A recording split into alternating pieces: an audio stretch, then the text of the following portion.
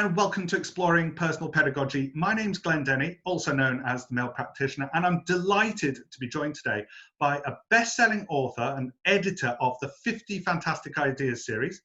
Having heard him speak, I'd describe him probably as the world's first early years stand-up comedian. It's the very inspirational Alistair Bryce-Clegg. Welcome. Oh, thank you. Good to be here.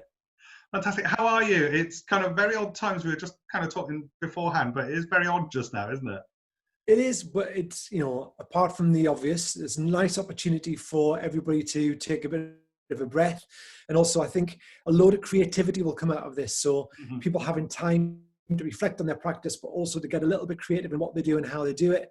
And what I've loved is the sense of community, the fact that not just in early years, but particularly for us in early years, there's a real sense of people coming together and sharing and helping and supporting, and that's what you need. And hopefully that will last beyond the coronavirus, and that we can take loads of elements of that back into the early years stuff that we do. Absolutely. I mean, I think people have had to find those creative ways around things. Yeah. Like, you were saying just before we kind of came on air just now that like local churches and things like that have found creative ways. I mean, even my own local church is using Zoom quite a bit to do their services and that. So it's good that we've got the technology and we're using it well for this, I think.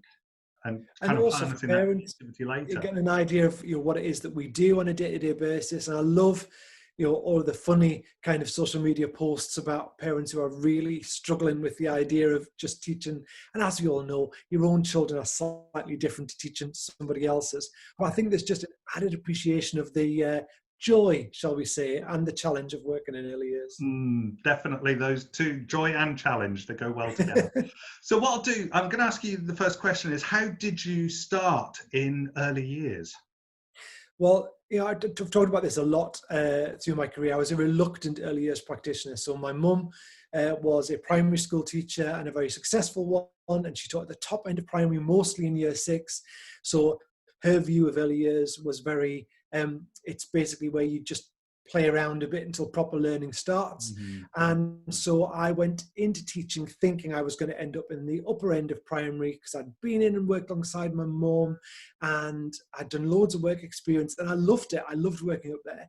And I'd even worked for a year as a classroom assistant in a year 5-6 split class in a primary school, and loved it. So when I went to train, I basically went in saying, don't want to do the infants as it was known then, because we are talking nearly 30 years ago now. I just want to do juniors.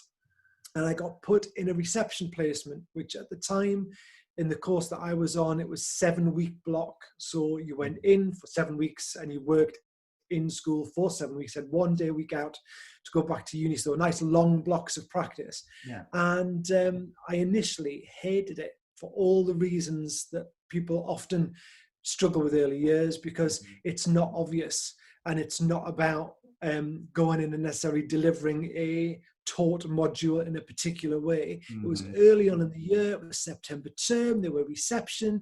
There wasn't the kind of transition that there often is now at reception, so it was a lot of children arriving all at once, and it wasn't exactly what you would call, huge moments of joy. And I think I just felt like I was free falling as a practitioner because I didn't know what I was supposed to be doing. So I found it all just a bit not what I was expecting, really hard. All the tricks I had up my sleeve that work with children who are 10 and 11 don't work with children who are 4. When you say, would you like to come and do this? And they just say, no, you're all right.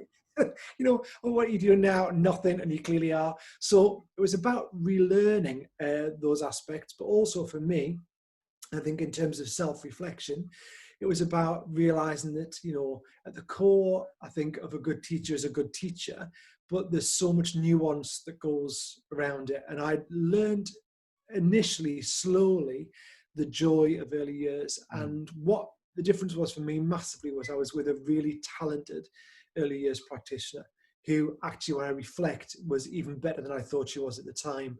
And she was able to make it look really easy and keep all of those plates spinning and do all the things that I felt I couldn't do.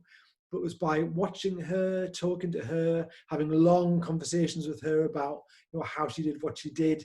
And gradually I began to get that kind of fire in your belly that you get, and I loved it. So by the end of my training, I'd specialised in early years.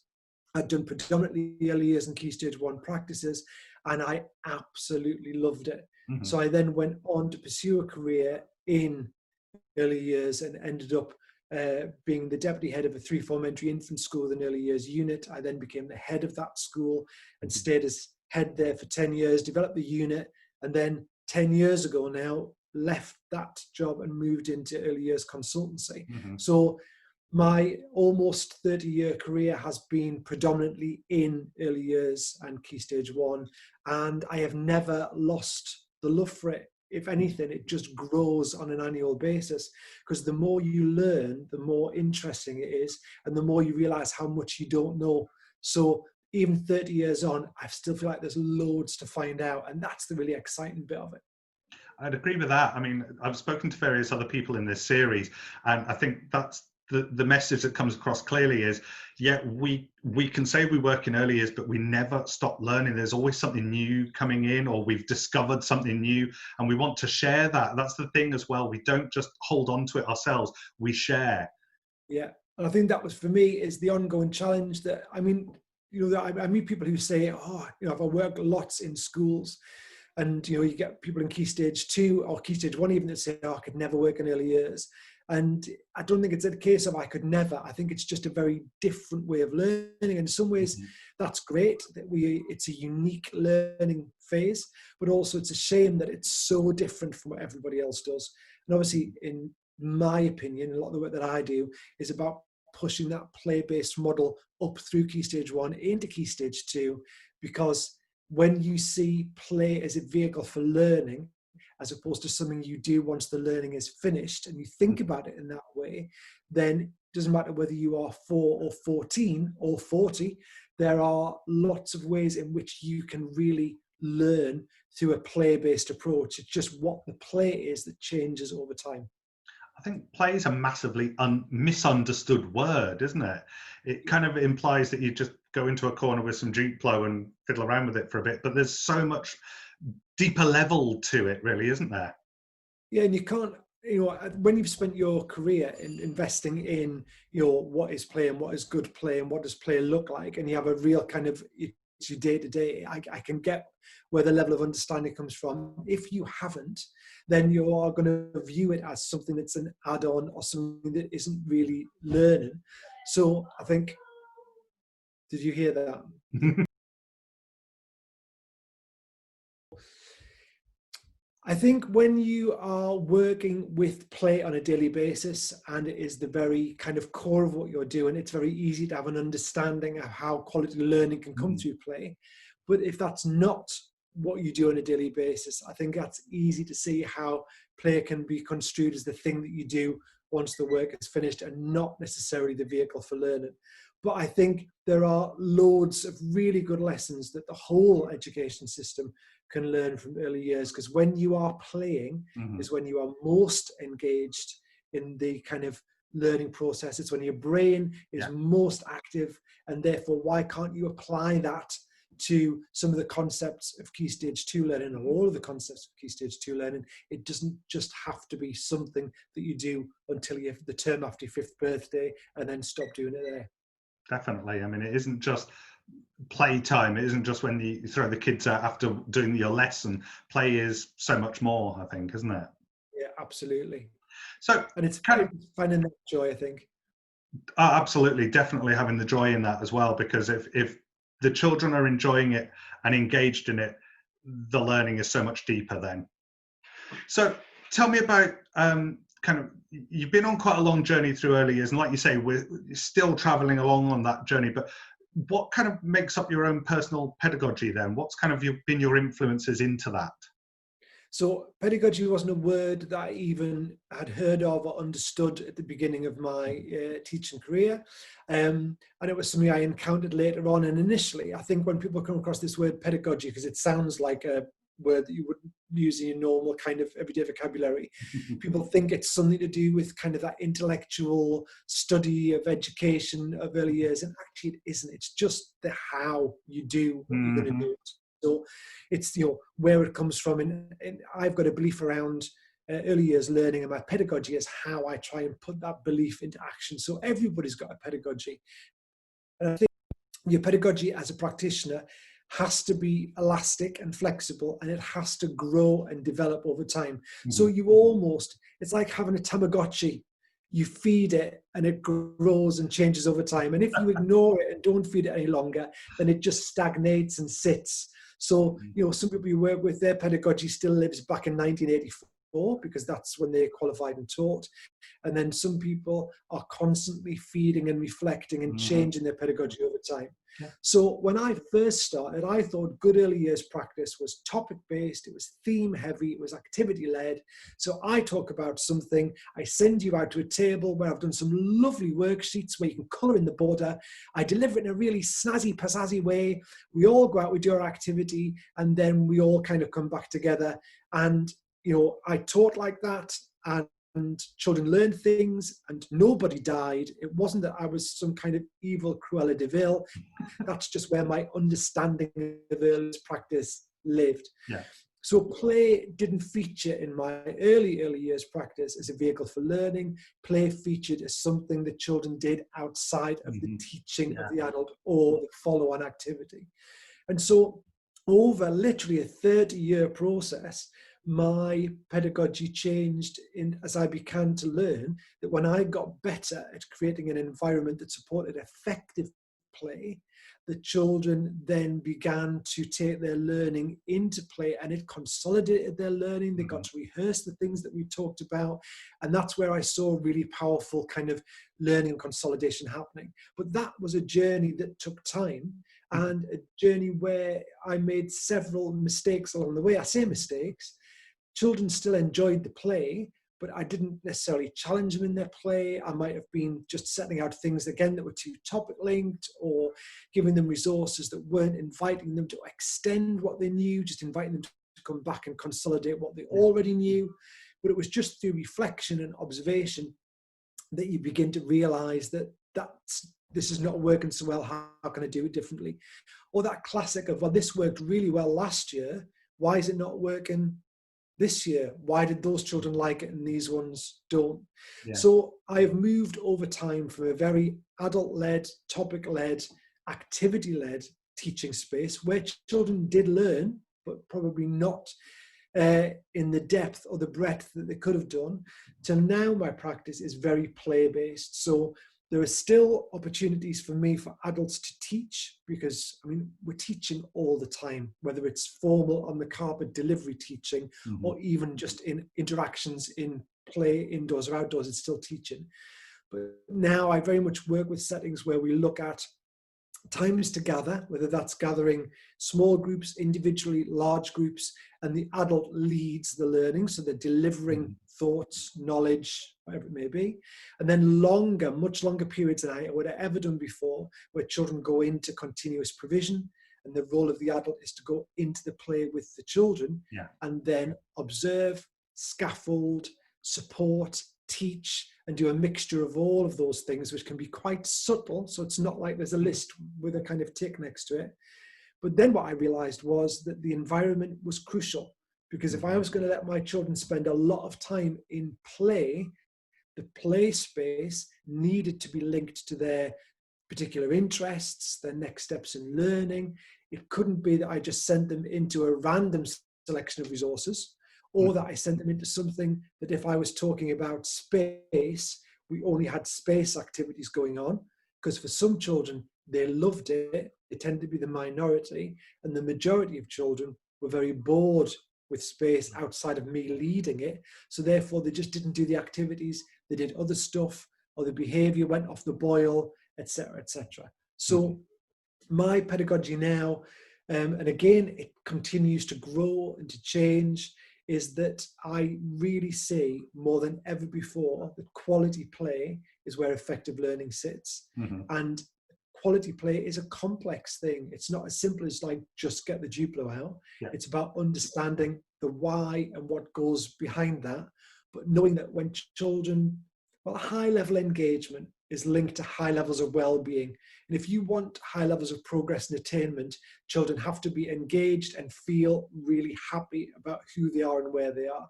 So you work really hard on the well-being, the relationships, the environment, the personal, social, and then you work really hard on the engagement bit. So making the play linked to children's interests, not just to topic and theme, and then you as an adult pepper the rest with aspects of teaching or enhancements, but they are all underpinned by this kind of commitment to play as being the glue that's going to stick all this together. But what's the joy of early years for me is that children are different.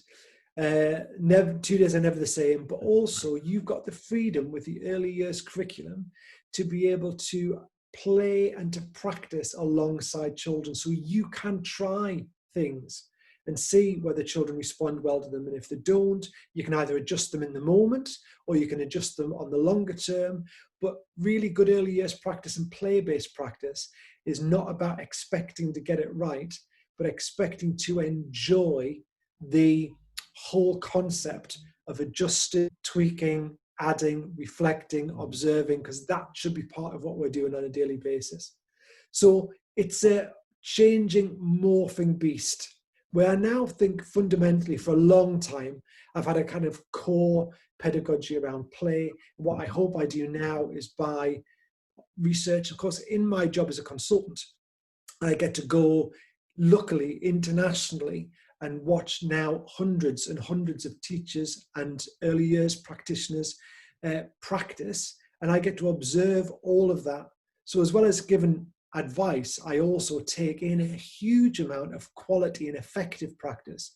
So it really helps me to kind of reflect on what I think and say, but also enrich, what I am able to offer in terms of my knowledge and discussion. Yeah. So constantly changing, constantly adding, and just making it a real rich experience. And then for me, I've got a real belief that, you need to share that. If, like we often are in early years, if you've got a good idea, you share it rather than saying, "Oh, this is my idea, no, you can't have it."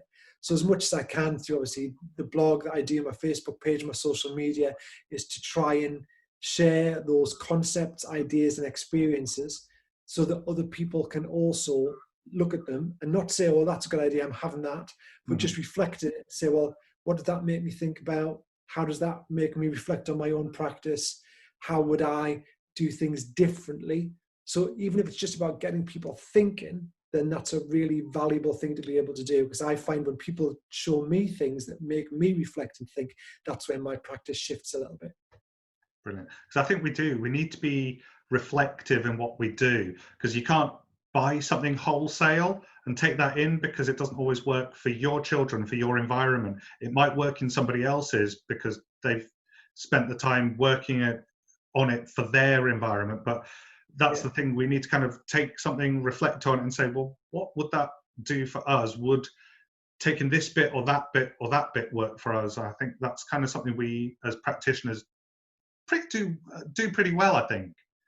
I think we're all guilty of this, me included, is you check your Instagram, you check your Pinterest, you check your Facebook, and your immediate thought is, "Oh, that's really lovely, that's gorgeous," or the little voice at the back of your head saying, "Oh, we haven't got one of those.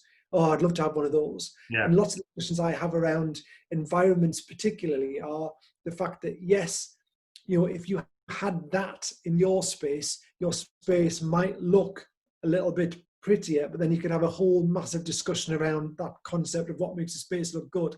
Is it about adults thinking it looks good, or is it about children thinking it looks good, or is it about parents thinking, whatever? But will that thing change your practice or benefit your children?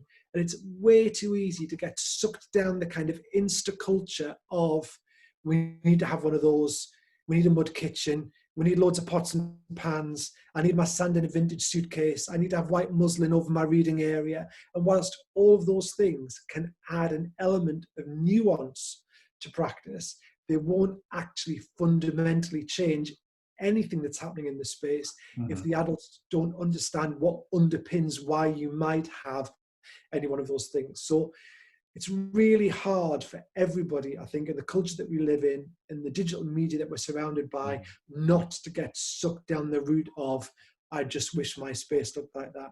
And also, most of those spaces have got no children in them. And we all know that 30 seconds after a child gets their hand on that, whatever, that tough spot that's been set up to look like an amazing, whatever it may be, Yeah. you know within 30 seconds, it doesn't look like that anymore.